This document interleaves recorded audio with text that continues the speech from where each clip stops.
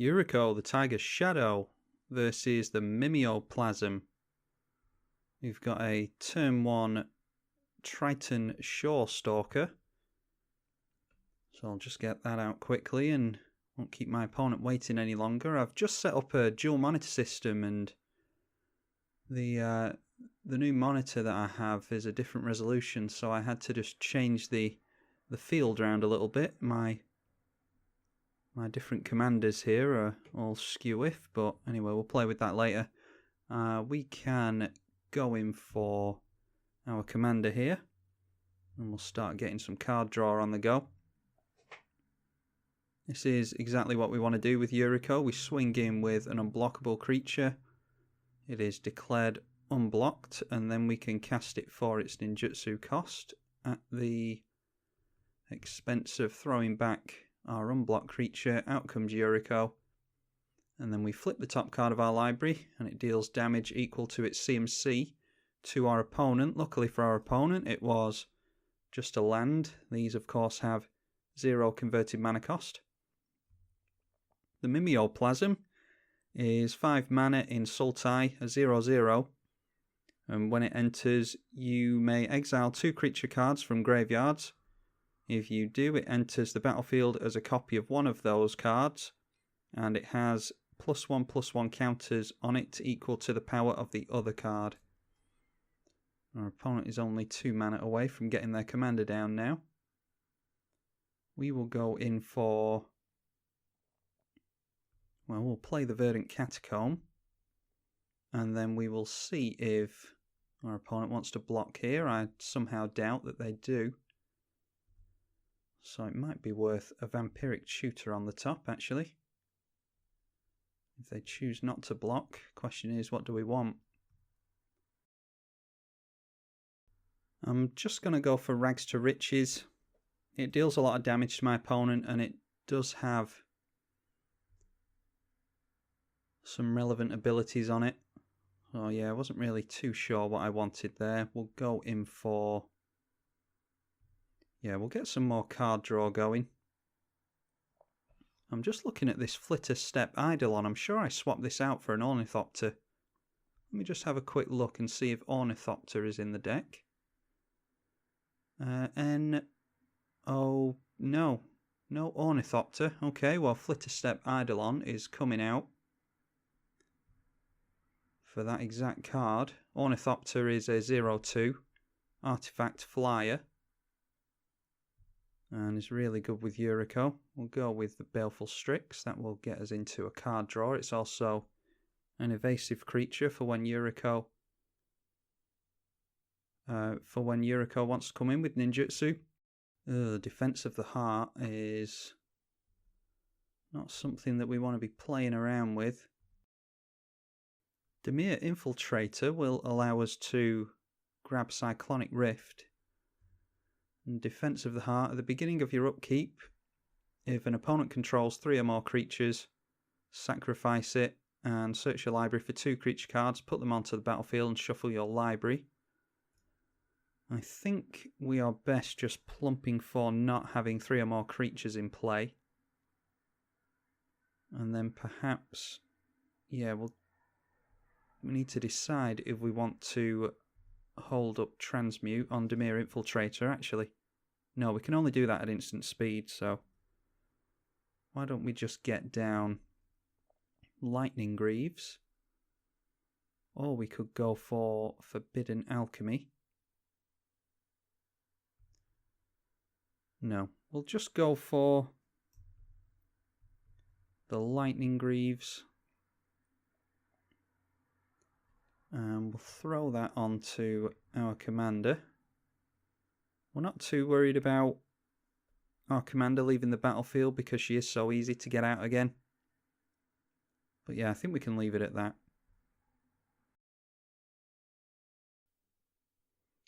Okay, and our opponent goes for a Bribery. I think in that case, yeah, if we... hopefully we manage to get a land off the top next turn, then we can transmute for the Cyclonic Rift and get Cyclonic Rift down.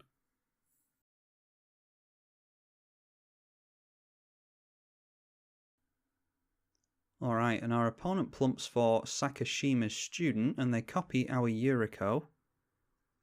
Now, there's worse things in the world that could have occurred there, but luckily for us, our creatures aren't too big and threatening. We're not that worried about a bribery. We'll just grab ourselves a Sunken Hollow here. That's the last of our tap lands. Okay, that's just more unblockables. I think... What is this thing? Each opponent chooses a creature they control. You gain control of those creatures. We're a ways away from that. I think we just need to transmute here. It's really slow. But I think that's okay. And then we can... I think we'll go in with the Baleful Strix anyway, seeing as how our opponent is low on life. Where are we? Cyclonic Rift. We'll grab us our Sakashima student. And then we have 8 cards in hand. We can just discard Curse of Cabal. Yeah, we can discard Curse of Cabal because if we get a means of throwing something on top with Scroll Rack or what is it called? Brainstorm, something like that, we can just do Rags to Riches. So we'll go in with Baleful Strix, knock our opponent down to 8. And this way we can block our opponent's Yuriko.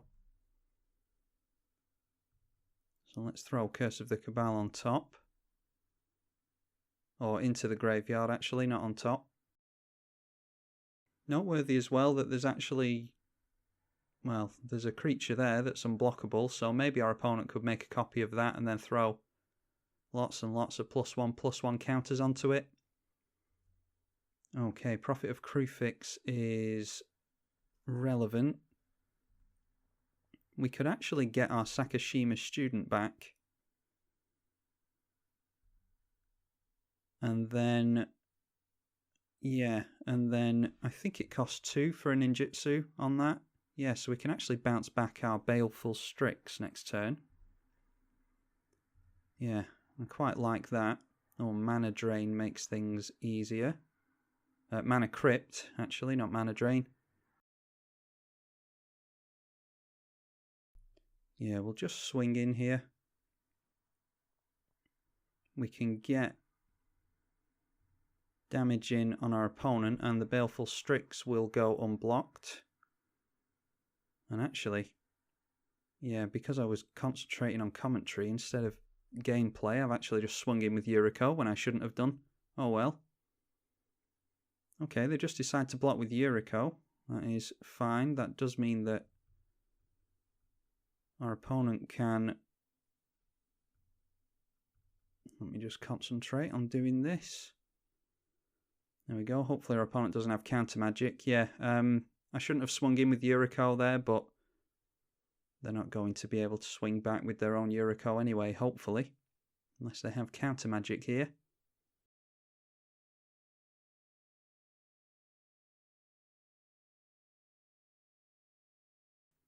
So what they've been able to do there is tap down green, green, and then green from this, or green from this, because they are green creatures. And then however much they put into X, they have put 4 into X. Blockers have been declared already, so not sure what they're going to get for 4 mana that's going to help them. Ah, they're going for Mystic Snake, very clever. Yeah, okay, so that counters our Cyclonic Rift, which does switch off our ninjutsu, and definitely shouldn't have swung in with our commander. Let's just go for... What do we go for here? I think we can just hold up Forbidden Alchemy. Yeah, our opponent can now swing in with Yuriko. Had I not have been concentrating on commentary last turn, what I should have done there was tried to Cyclonic Rift the Yuriko. And then we could have decided what we wanted to do with regards to attacks. We'll see what our opponent reveals off the top with their Yuriko here. Hopefully it's just a land. Yep, they just get Blighted Cataract, which is 5 blue, tap and sack to draw 2 cards. And they don't play that, they opt for a tap land and get a scry 1. So I'm just assuming that they are fishing for something here. Okay, they go for Rex Sage, and we'll see if they want to get rid of Mana Crypt. No, they go for Baleful Strix. That is... yeah, that's probably right, actually. Perhaps should have put the Greaves onto Baleful Strix, because we don't actually care about protecting our Yuriko because she is so easy to get back out. Yeah, not to worry, we have haste on the field anyway. And now we look at the top 4 cards of our library. One goes into our hand and the rest go in the bin.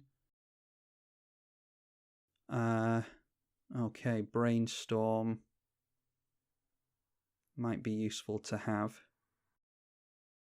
but Imperial Seal gets us into Scroll Rack. Actually, Imperial Seal gets us into Arcane Adaptation, doesn't it? So then we can at least get a couple of triggers. Yeah, I think we go with Imperial Seal there. We can't get Yuriko damage through, but what we can do is turn our unblockables into ninjas, and then they can start doing some damage, hopefully. Why don't we first preordain? That is scry 2 and draw a card. We'll see what we can get into off of that. Well, Tetsuko makes it so that we can win this turn, I think. Tetsuko is... yeah, so that is 1, 2 mana. And we'll just have to hope our opponent doesn't have spot removal here. Means Yuriko can't be blocked.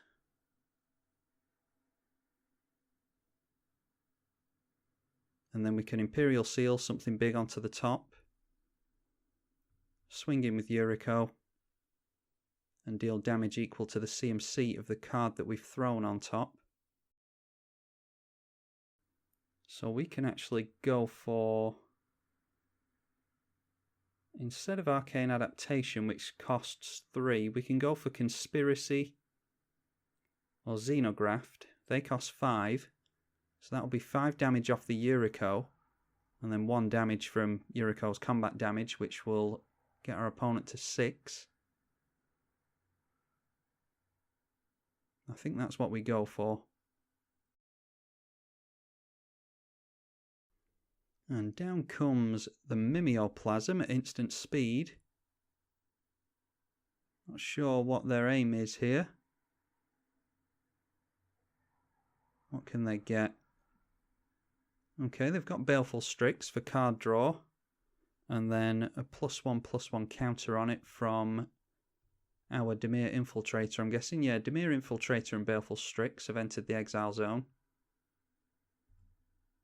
And yeah, they see what our line of play is there. We were just going to put a Xenograft on top of our library. That's 5 CMC. And then Yuriko swings in unblocked and gets us the win there for 6 damage exactly. Tetsuko getting the win out for us there. I don't think I've ever drawn into this card while playing this deck, but it is one of the few ways to make our commander become unblockable. It might be the only way, actually. And yeah, definitely a worthwhile inclusion in the deck. So hopefully you all enjoyed that Yuriko game versus the Mimeoplasm. I'm tribalkai on the EDH channel. Thank you for watching.